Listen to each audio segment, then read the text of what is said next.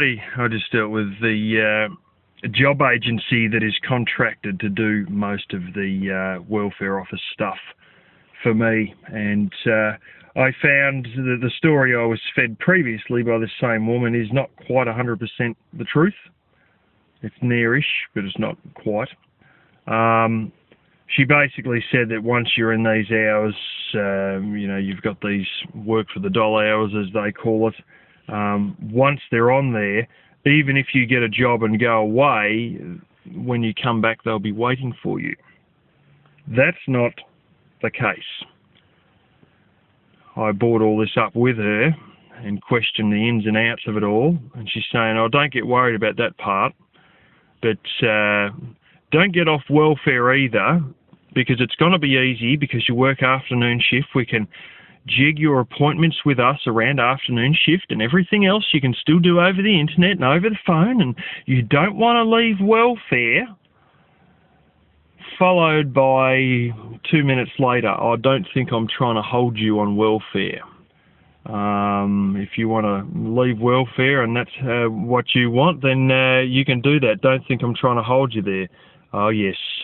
Yes, she was trying to hold me there. They like holding you on welfare. You know why?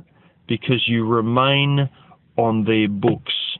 Now, even if you're working 34 hours a week, they still want you on their books, because the more people on their books, the more contract money they get from the government, and the more she can justify her job, and the higher chance she has of retaining her job if there's plenty of people still on the books, even if they're working full-time and getting absolutely zero welfare dollars. She's trying to tell me they have working credits. She's trying to tell me, "Oh, you might want to, use your working credits and this and that." Hey, with a day a week, you blow all your working credits anyway, which I have been. I've been working credits are down to zero anyway. It's where they sort of give you, I don't know, it's something hopeless, like 6 hours a week of work prior to any money at all coming out of your welfare. It's only, I don't know, 6 hours a week or 8 hours a fortnight or something like that. And of course I've burnt all those up. And here she is trying to tell me that, I should stay on welfare and all this. And I said, "Well, what about these hours? Is this going to be waiting for me?" Like she told me they were. Then the truth come out. The only time that's happened is for people who have only had a job for 2 or 3 weeks, which they then quit. These people are living at home with their parents. They then sit around their parents for a few months before realising that they're a bit short on money, and they go back on after a few months. Now, I have a little feeling from previous experience with all this welfare office that there's like a 6-month reset period. If you have a job and you only hold that job down for, a month, 6 weeks, 8 weeks, whatever, and then you come back on, you're pretty much on exactly where you left them. But if you're off for 6 months, the whole thing resets. So when you go back on, it's all peace and calm for the first few months, and not too much hounding you, biting your ankles, drowning you in paperwork, diaries, write every single place that you applied for a job on this diary, blah, blah, blah. And those people would have come back before the 6-month reset period. And, So anyway, because I've only worked, by the end of tonight, I'm only going to work 3 days this week and 1 day last week with a removalist, I'll still be able to get a bit of welfare money for this fortnightly cycle, and then I'll go in there Monday. I could have gone in there today, but by now the line is getting very long. I haven't lodged this week's stuff, and I was probably required to lodge this week's stuff. I can't remember half my bloody passwords and shit for it. It's all set up correctly on my laptop, but on their computers I've got to remember a couple of different passwords, and it's a lot of bullshit.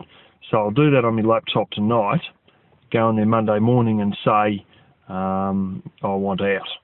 And then I'll get off, and I won't have to worry about stupid ideas like getting absolutely no money from welfare while trying to jostle appointments in the morning between, working afternoon shift and coming in the morning to have an appointment, and making sure that appointment still gives me enough of a chance to get to work on time, and stupid shit like that to make absolutely no money. Why the hell would you? But they've... Never forget, they've got their job in mind before they've got your job in mind. And her job is more secure if I stay on the books, but fuck that shit. So anyway, just thought I'd tell you how it's all going down and whatnot. And, yeah. We'll see how it goes with this other thing, with the January the 9th, when it changes over to this major distributor. I can tell you one thing, where I am now, the forklifts are fairly old, a little bit too old. But if this other mob takes over, it'll be all new forklifts, but it'll probably also be KPIs, rush. And yeah, we'll see how we go with that. I don't know what that firm's like to work for, but I believe they wouldn't be, they'd be on the button, they'd be flat out. This joint I am at, I'm not joking, you'd barely believe this, I'm under a guy who's a Maori, like basically, black New Zealander. And he specifically told me, whatever you do, don't hurry. Don't rush. Take your time. That's the one requirement. Take your time. And it's because of the paperwork and the EPA getting involved in literally a pint of paint being spilled. I shit you not. They got paint on the floor for where the walkways are, little yellow squares. But if I was to tip a paint tin over with a forklift, and it's one thing to tip one over. If it tips over hard enough that it spills, oh shit. You can spill so much as 500 ml, which is basically a pint in British terms, and like basically one of the supersized Red Bull cans, you have about that much paint hit the floor, and I'm not joking, it's 2 hours of paperwork to report the spill, and you got to lodge it with the EPA. Meanwhile, there's probably somebody in the next street painting their house, tips the paint tin over, loses 5 litres and goes, fuck, I'll wait till that dries and then I'll just shovel it out of the grass. Doesn't mean a thing. We spill 500 ml or a pint, or basically,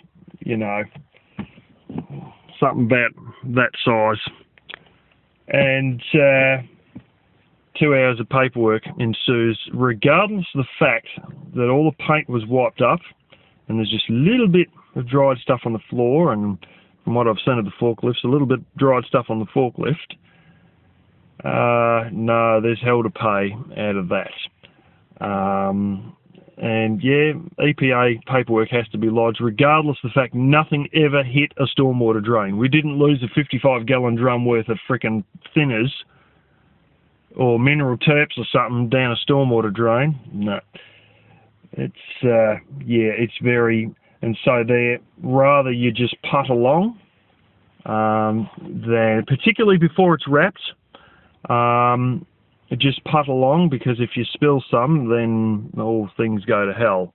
If you dent a tin badly, and it only just trickles down the side of the tin, it's not that big of a deal, but all you got to do is one bad move with the forklift, and that punctured tin can tip over, and then you do have a spill. It seems strange. It's bureaucratic red tape, and anyway, they're moving all the logistics to someone else. Actually, the dude I'm working under, his theory is that it'll go arse up, because this new mob wouldn't be accustomed to the exact ways that the customers like things delivered to them, and the way everything's sort of done. He reckons it won't be any more than 6 months before they probably lose that contract, and it may come back to being done out of that directly from the paint manufacturer. Some of these ideas, they sound good initially, and they turn into a shitstorm. And I've seen a number of them, and I'm not going to go into that today. But anyway, I just thought I'd tell you guys the real deal of what's going on. And yeah, might sitting here at the free Wi-Fi spot. I might watch a couple of more YouTube videos before I head off to work.